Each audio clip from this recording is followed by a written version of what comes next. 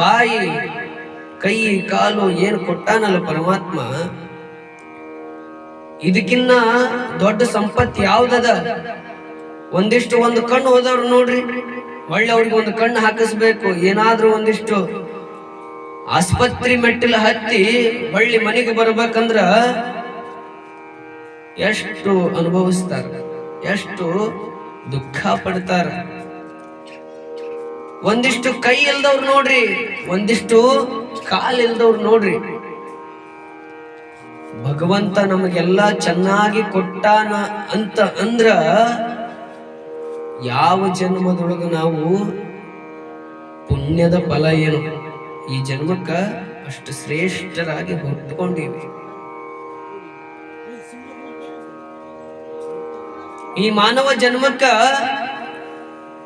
ಹುಟ್ಟಿದಾಗ ಒಂದು ತರ ಇತ್ತು, ಈಗ ಒಳ್ಳೇದು ಅಂತ ಕೇಳಬೇಕು ಅಂತ ಅನಿಸೋದಿಲ್ಲ.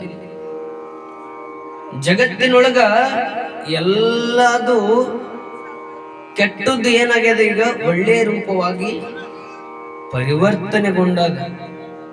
ಅದಕ್ಕ ಒಬ್ಬ ಸಾಹಿತಿಗಳು ಬರ್ಕೊಂಡು ಬರ್ತಾರೆ, ಒಂದು ಚಿಕ್ಕ ಕಥೆ ಬರ್ಕೊಂಡು ಬರ್ತಾರೆ.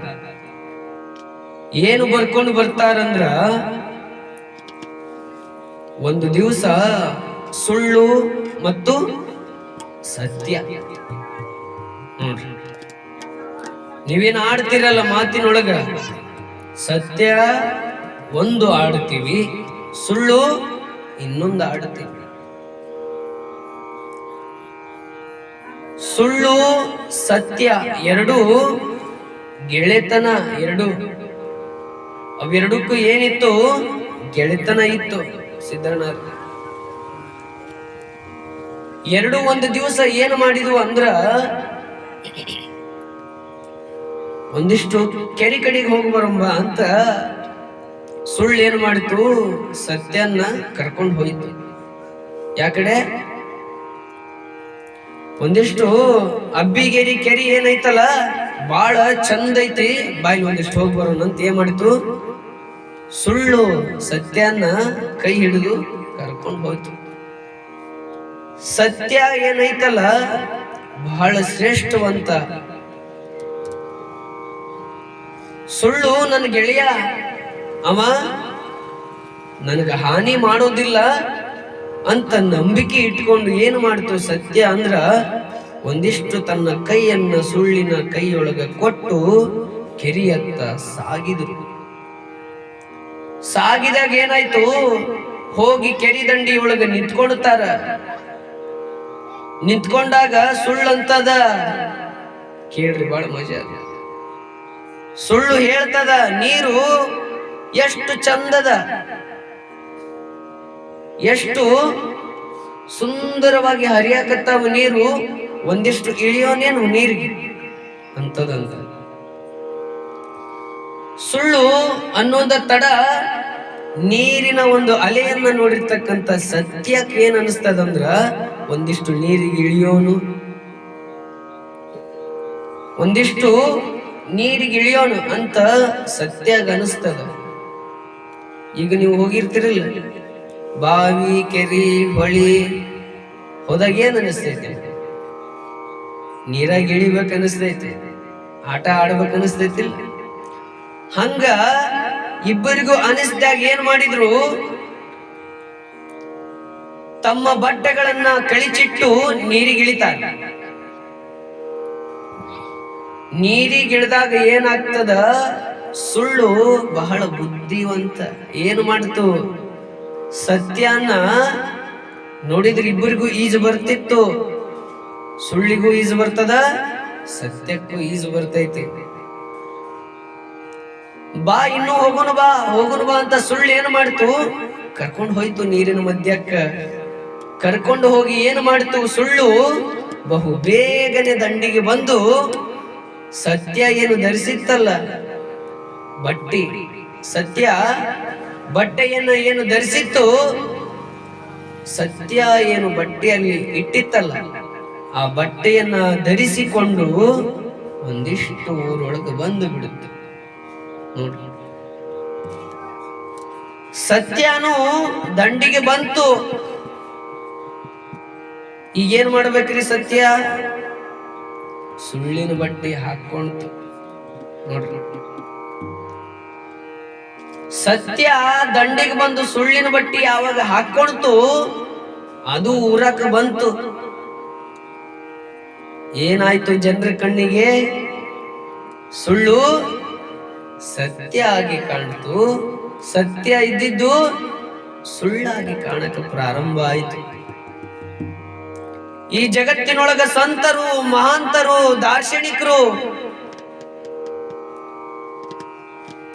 ಅಂತವ್ರು ಇಂಥವ್ರು ಎಲ್ಲರೂ ಈ ಸತ್ಯವನ್ನ ಹೇಳಿದ್ರ ಜಗತ್ತಿನ ಜನ ನಂಬಕ್ ತಯಾರಿಲ್ಲ. ಇವತ್ತಿಗೂ ನೋಡ್ರಿ, ಇವತ್ತಿಗೂ ನಂಬಕ್ ತಯಾರಿಲ್ಲ. ಹುಚ್ಚಪ್ಪಗಳಿರ ಸತ್ಯನ ಸುಳ್ಳಂತ ತಿಳಿದಿರೋ, ಸುಳ್ಳನ್ನ ಸತ್ಯ ಅಂತ ತಿಳಿದಿರಿ. ಅದು ಹಂಗಿಲ್ಲ. ಒಂದಿಷ್ಟು ಸತ್ಯ ಯಾವುದು, ಸುಳ್ಳು ಯಾವುದು ಅನ್ನೋದನ್ನು ಒಂದಿಷ್ಟು ಕಲೀರಪ್ಪ ಅಂತ ಎಷ್ಟೋ ದಾರ್ಶನಿಕರು ಹೇಳಿ ಹೋದ್ರು. ನಾವ್ಯಾರು ಕಿವ್ಯಾಗ ಹಾಕೊಳಕ ತಯಾರಿಲ್ಲ. ಇವತ್ತಿಗೂ ಕಣ್ಣಿಗೆ ಕಂಡಿದ್ದು ಅದೇ ವೇದಾಂತ. ನಮ್ಗೆ ಒಂದು ದಿವಸ ಏನಾಗಿತ್ತು ಅಂದ್ರ, ಒಬ್ಬ ಭಿಕ್ಷುಕ ಬರ್ತಾನ ಒಬ್ಬರ ಮನೆಗೆ. ಆ ಭಿಕ್ಷುಕ ಬಂದ ಮನಿ ಹೆಂಗಿತ್ತು ಅಂದ್ರ, ಬಂಗಾರದ ಗಿಡಗಳು ಬೆಳಿತಿದ್ವು ಮನಿ ಮುಂದ. ನೋಡ್ರಿ, ಏನು ಹಿಂದ ನೆಲದೊಳಗ ಎಬ್ಬೋ ಹೊತ್ನ್ಯಾಗ ಕೊಡಾನ, ಬಂಗಾರದ ಕೊಡಾನ ಸಿಗ್ತಿದ್ವು ಅಂತ ಏನು ಹೇಳ್ತಿದ್ರಲ್ಲ, ಹಂಗ ಒಬ್ಬ ಸಾಹುಕಾರ ಏನ್ ಮಾಡಿದ್ದ ಅಂದ್ರ, ಊರು ದ್ಯಾಮೋಗ ಬೇಡಿಕೊಂಡು ಬಂಗಾರದ ಗಿಡಗಳನ್ನ ಹಚ್ಚುವಂತ ವರವನ್ನ ಪಡ್ಕೊಂಡಿದ್ದ. ನೋಡ್ರಿ, ನಿಮ್ಮೂರಾಗ ಯಾರು ಹಚ್ಚಾರನ್ರಿ ಬಂಗಾರದ ಗಿಡ ಹಚ್ಚಾರ?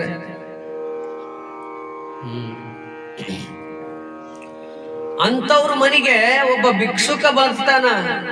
ಬಂದು, ಯಪ್ಪ ಬಾಳ ಹಸಿವಾಗ್ಯದ ತಂದೆ, ಒಂದಿಷ್ಟು ಅನ್ನ ಇದ್ರ ನೀಡು ಅಂತ ಬಾಳ ಪರಿಪರಿಯಿಂದ ಬೇಡ್ತಾನ ಭಿಕ್ಷುಕ. ಆಗ ಮನುಷ್ಯ ಏನಂತಾನ, ಏ ಭಿಕ್ಷುಕ ಬಾಯಿಲಿ, ಈಗ ಇಲ್ಲಿ ನೋಡು, ಏನು ಇಷ್ಟು ಎತ್ತರವಾಗಿರ್ತಕ್ಕಂತ ಮನಿ ಅದಲ್ಲ, ಇದು ನಂದು. ಯಾರ್ದು? ನಂದ ಮನಿ.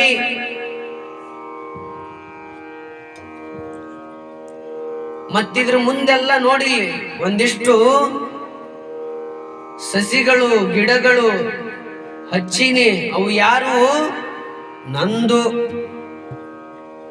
ಇಲ್ಲಿ ಈಗ ನೋಡಿ ಒಂದಿಷ್ಟು ಬಹಳ ಭದ್ರತೆಯಿಂದ ಒಂದಿಷ್ಟು 2 ಗಿಡಗಳನ್ನ ಬೆಳೆಸಿನಿ, ಬಂಗಾರದ ಗಿಡಗಳು, ಅವು ಯಾರು? ನಂದು. ನೋಡ್ರಿ, ಆಮೇಲೆ ಹೇಳ್ತಾನ ಭಿಕ್ಷುಕ, ಅಷ್ಟ ಅಲ್ಲ, ಈಗ ನನ್ನ ಮನೆಯಿಂದ 2 ಹೆಜ್ಜೆ ಹೊರಗೆ ಹೋದ್ರ 24 ಫೂಟ್ ಏನದಲ್ಲ ದಾರಿ, ಅದು ಬಿಟ್ರ ಕಣ್ಣಿಗೆ ಕಾಣೂತನ ಏನದಲ್ಲ, ಅದು ನಂದು. ಭೂಮಿ ಏನದಲ್ಲ, ಇದೆಲ್ಲ ನಂದು ಅಂದ. ಯಾರು? ಆ ಮನಿ ಸಾಹುಕಾರ. ಆಗ ಭಿಕ್ಷುಕ ಒಂದು ಪ್ರಶ್ನೆ ಮಾಡ್ತಾನ, ಹೌದಯ್ಯಪ್ಪ, ಇಷ್ಟೆಲ್ಲ ಸಂಪತ್ತು ಪರಮಾತ್ಮ ನಿನಗೆ ಕೊಟ್ಟಾನ, ಏನು ಪುಣ್ಯ ಮಾಡಿಯಪ್ಪ? ಹಾಗಾದ್ರ ಒಂದಿಷ್ಟು ಬಾ ಇಲ್ಲಿ ಹೊರಗ, ಈ ಮನಿ ಕಾಣ್ತದಲ್ಲ ನಿಂದ ಏನು? ಹಾ ನಂದ. ಈ ಗಿಡ ಗಂಟಿಗಳೆಲ್ಲ ನಿನವ ಏನು? ಹಾ ನನವ. ಈ ಬಂಗಾರದ ಗಿಡಗಳು ನಿನವ ಏನು? ಹಾ ಹೌದು ನಂದ. ಈ ಎಲ್ಲಾ ಜಮೀನು ನಿಂದ ಏನು? ಹಾ ಹೌದು ನಂದ ಅಂದ. ಒಂದಿಷ್ಟು ಇಲ್ಲಿ ಕಾಲುವೆ ಹರಿತದಲ್ಲ, ಅದು ನಿಂದ ಏನು? ಹೌದು ಅಂದ. ಒಂದಿಷ್ಟು ಅಲ್ಲಿ ನೋಡಲ್ಲಿ ಗುಡ್ಡಿ ಗುಡ್ಡಿ ಗುಡ್ಡಿ ಗುಡ್ಡಿ ಮಣ್ಣು ಗುಂಪಿ ಗುಂಪಿ ಗುಂಪಿ ಗುಂಪಿಯಾಗಿ ಬಿದ್ದದ. ಆ ಜಾಗ ಎಲ್ಲ ಯಾರ್ದು ಅಂದಾಗಿ ಸಾವುಕಾರ ಅಂತಾನ, ಏ ಹುಚ್ಚ, ಅದು ರುದ್ರಭೂಮಿ ಐತಿ, ಅದು ಸ್ಮಶಾನ ಐತಿ, ಅದ್ಯಾಕ್ ನಂದಕೈತೋ ಅಂದಂದ. ಆವಾಗ ಭಿಕ್ಷುಕ ಅಂತಾನ, ಏ ಹುಚ್ಚಪ್ಪ, ಯಾವುದು ಹೌದು ಅದು ಅಲ್ಲ, ಯಾವುದು ಅಲ್ಲ ಅದು ಹೌದು ಅಂತ ಹೇಳಿದ. ಆವಾಗ ಸಾವುಕಾರಗ ಒಂದಿಷ್ಟು ಮನ ಪರಿವರ್ತನೆ ಆಗದಾಗ ತಿಳಿತೈತಿ ಯಾರು ಈತ ಅಂತಂದು ನೆರೆಗಲ್ಲೊಳಗ ಕೋಡಿಕೊಪ್ಪದ ಹುಚ್ಚಿರಪ್ಪಜ್ಜ ಅಂತ ಆಗೋಗ್ತಾನ. ಆ ಹುಚ್ಚಿರಪ್ಪಜ್ಜ ಬಂದು ಭಕ್ತಿಯನ್ನ ಪರೀಕ್ಷೆ ಮಾಡ್ದ ಅಂತ ಆ ಸಾವುಕಾರಗ ಗೊತ್ತಾಗ್ತದ. ಪಾದಕ್ಕೆರೆಗೆ ಶರಣಾರ್ಥಿಯನ್ನ ಸಮರ್ಪಣೆ ಮಾಡ್ತಾನ. ಯಪ್ಪ, ನೀನ್ ಹೇಳಿದ ಕರೆಯಾದ, ನಾವು ಹುಟ್ಟಿ ಬಂದೀವಿ, ಒಂದಿಷ್ಟು ಹೊಲ ಮನಿ ಧನ ಕನಕ ಮಕ್ಕಳು ಮರಿ ಸಂಸಾರ ಮನಿ ಎಲ್ಲ ನಂದು ನಂದು ನಂದು ಅಂತ ಬಡದಾಡ್ತೀವಿ ತಂದೆ. ನಿಜವಾಗಿರೋ ಸಂಪತ್ತು ನಮ್ದು ಅಲ್ಯದ ಅಂತ ಹೇಳ್ತಾನೆ ಸಾವುಕಾರ. ಹೇಳಿ ಆ ಸಾವುಕಾರ ಆವತ್ತಿನ ದಿನವೇ ಎಲ್ಲವನ್ನ ತ್ಯಾಗ ಮಾಡ್ತಾನೆ. ಮುಂದ ಕಲ್ಯಾಣಕ್ಕೆ ಹೋಗಿ ಮಹಾ ದೊಡ್ಡ ಶರಣ ಆಗ್ತಾನ. ಇದು ಶರಣರ ಕಾಯಕ.